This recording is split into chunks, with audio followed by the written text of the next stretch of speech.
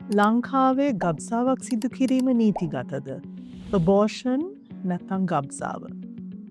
ලංකාවේ දණ්ඩ නීති සංග්‍රහයට අනුව අබෝෂන් එකක් නැත්නම් ගබ්සාවක් ක්‍රයිම් එකක් නැත්නම් අපරාධයක් ලෙස හඳුන්වා දෙනවා. ඒ කියන්නේ termination of a pregnancy is a crime.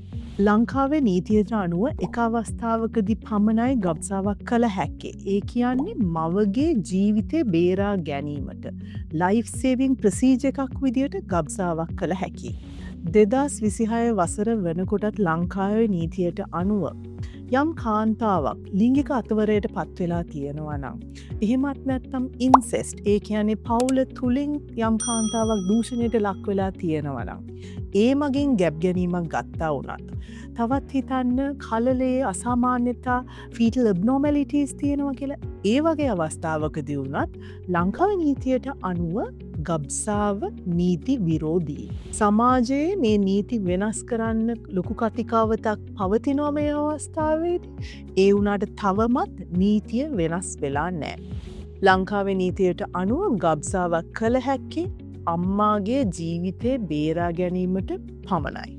හැබැයි අපේ සමාජයේ යථාර්ථය තමා ලංකාවේ නීති විරෝධී ගබ්සා හැමදාම සිදු වෙනවා. ගොඩක් වෙලාවට මේවා සිදුවෙන්නේ ප්‍රයිවට් ක්ලිනික් වල කිසිම සුදුසුකමක් නැති පුද්ගලයෝ හොඳ නැති සුදුසු නැති බේත් වර්ග ප්‍රොසීජර්ස් පාවිච්චි කරලා.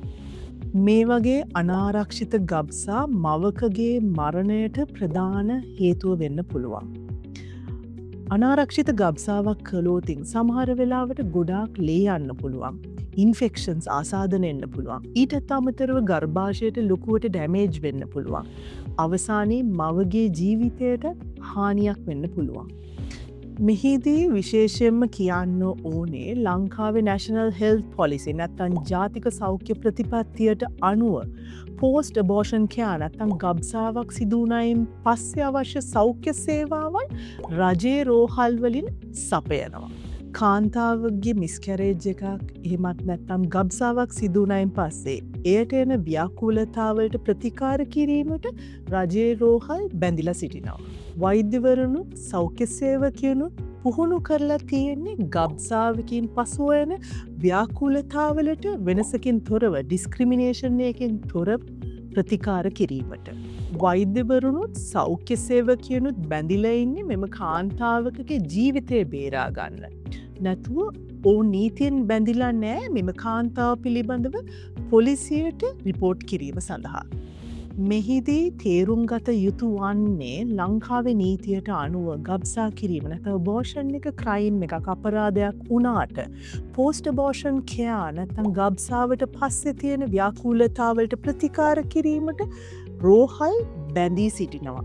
ඒක ක්‍රයිම් එකක් නෙමෙයි.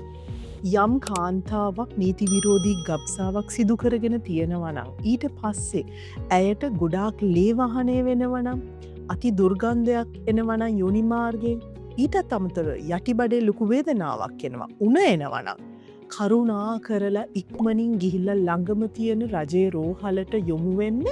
ඔබ බය වෙන්න එපා ඔබ අත්අඩංගුවට ගනී කියලා. මොකද වෛද්‍යවරුන්ගේ ප්‍රධාන රාජකාරිය ඔබේ ජීවිතේ බේරා ගැනීමයි.